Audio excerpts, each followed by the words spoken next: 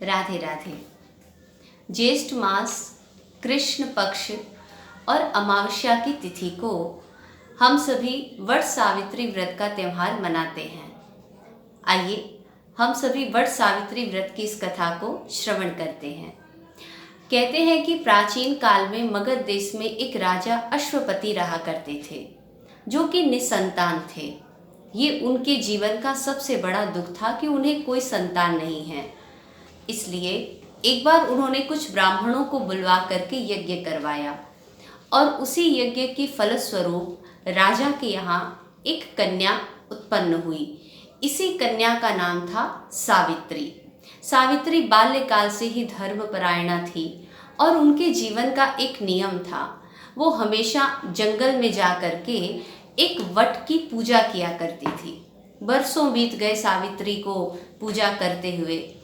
एक दिन उसी वट वृक्ष से आवाज आई कि हे सावित्री, तुम्हारा सुहाग अक्षय रहेगा और तुम सत्यवान को अपना पति बनाओगी। सावित्री ने जब ये बात सुनी तो मन ही मन प्रसन्न हो गई। अब जरा विचार करते हैं कि ये सत्यवान कौन थे। कहते हैं कि एक राजा थे जिनका नाम था द्युमत्सेन। द्युमत्सेन राजा युद्ध में अपना राजपाट सब कुछ हार चुके थे और उसी जंगल में जहाँ सावित्री नित्य प्रति आती थी वटवृक्ष की पूजा करने के लिए, उसी जंगल में द्युमत्सेन राजा अपनी पत्नी और अपने पुत्र सत्यवान के साथ जंगल में रहा करते थे। और आश्चर्य की बात यह है कि राजा द्युमत्सेन और उनकी पत्नी ये दोनों ही ब्लाइंड थे, दोनों ही अंधे थे। केवल सत्यवान जो इनका पुत्र था उसे नेत्र प्राप्त थे। तो जंगल में लकड़ियां काट करके किसी प्रकार ये अपना जीवन यापन करते थे। एक दिन माता सावित्री ने सत्यवान को जंगल में लकड़ियां काटते हुए देखा। तो देखते ही माता सावित्री पहचान गई कि आकाशवाणी में जिन सत्यवान के विषय में बताया गया था ये वही हैं। माता सावित्री ने मन ही मन उन्हें अपना पति मान लिया और घर आकर के अपने पिता राजा अश्वपति से कहने लगी कि मुझे राजा सत्यवान के साथ विवाह करना है। तो जब पिता ने ये बात सुनी तो वो कुछ विचार करने लगे कि जो स्वयं जंगल में रह रहे हैं वो मेरी बेटी को क्या सुख दे सकेंगे। तब तक वहां पर नारद जी महाराज का आगमन हुआ और नारद जी ने आकर के कहा कि हे राजा अश्वपति, आपकी बेटी जिसे पति के रूप में वरण करना चाहती हैं, मैं बता दूं कि उस पुरुष की आयु यानी कि उस सत्यवान की आयु केवल 1 वर्ष शेष रह गई है। आज से ठीक 1 वर्ष बाद अमावस्या के दिन उसके प्राण निकल जाएंगे। ये बता करके श्री नारद जी महाराज तो चले गए और पिता बहुत दुखी हो गए। अब दुनिया का कोई भी पिता जिसे ये पता चल जाए कि इस पुरुष की आयु केवल 1 वर्ष की है, वो किसी भी कीमत पर अपनी बेटी को उससे विवाह नहीं करने देगा। परंतु जो सावित्री थी उसने कहा कि पिताजी, मैं भारतीय नारी हूँ और भारतीय नारी केवल एक ही बार किसी पुरुष को अपना पति स्वीकार करती है और मैंने मन से सत्यवान को ही अपना पति स्वीकार किया है। अगर मैं विवाह करूंगी तो उन्हीं के साथ करूंगी। राजा को अपनी बेटी की बात स्वीकार करनी पड़ी और बड़े धूमधाम के साथ विवाह संपन्न हुआ। सावित्री अपने अंधे सास ससुर की खूब सेवा किया करती थी और अपने पति का हर कार्य में सहयोग किया करती थी। बहुत अच्छे से दिन व्यतीत हो रहे थे।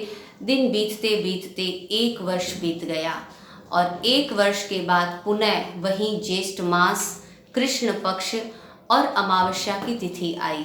सावित्री जानती थी कि आज उसके पति के जीवन का शायद ये अंतिम दिन है, लेकिन कहीं न कहीं उसे ये विश्वास भी था कि मेरी श्रद्धा और मेरी भक्ति मेरे पति का एक बाल तक भी बांका नहीं कर सकती है।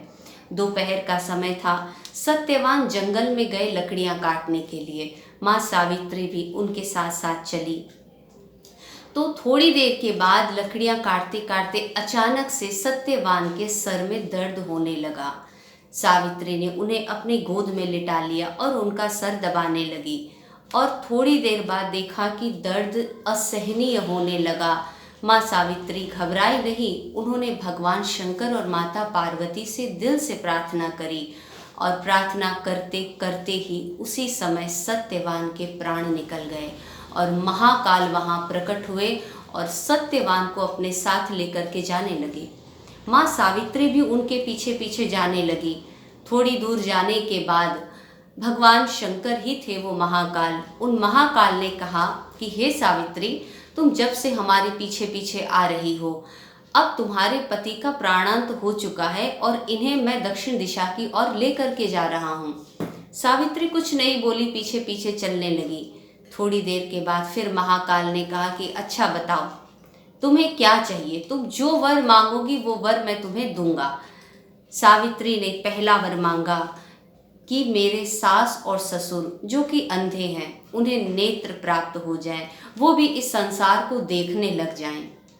भगवान शंकर ने आशीर्वाद दिया, कहा तथास्तु।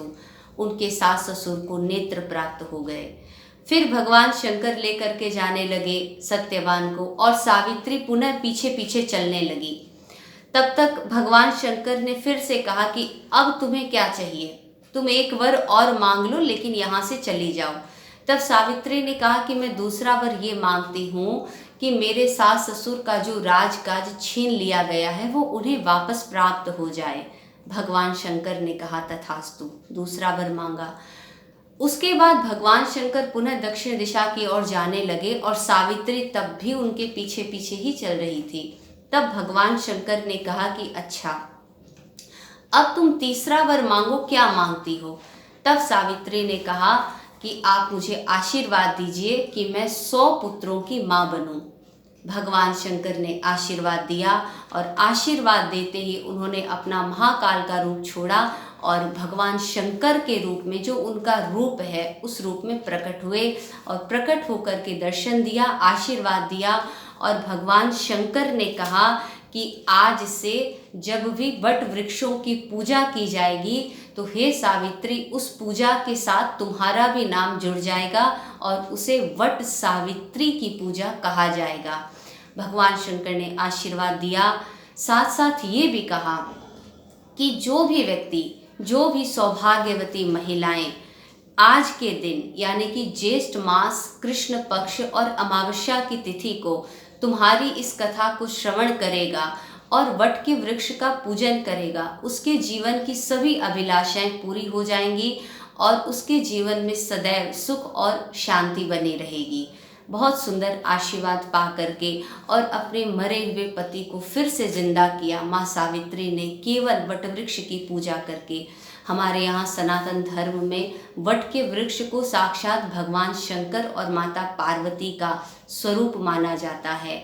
आज का दिन वट की पूजा का दिन है, तो आप सभी भी अवश्य वट वृक्ष का पूजन करें और एक बार आप सभी सौभाग्यवती महिलाओं को इस पावन दिवस की ढेर सारी शुभकामनाएं, ढेर सारी बधाई। राधे राधे।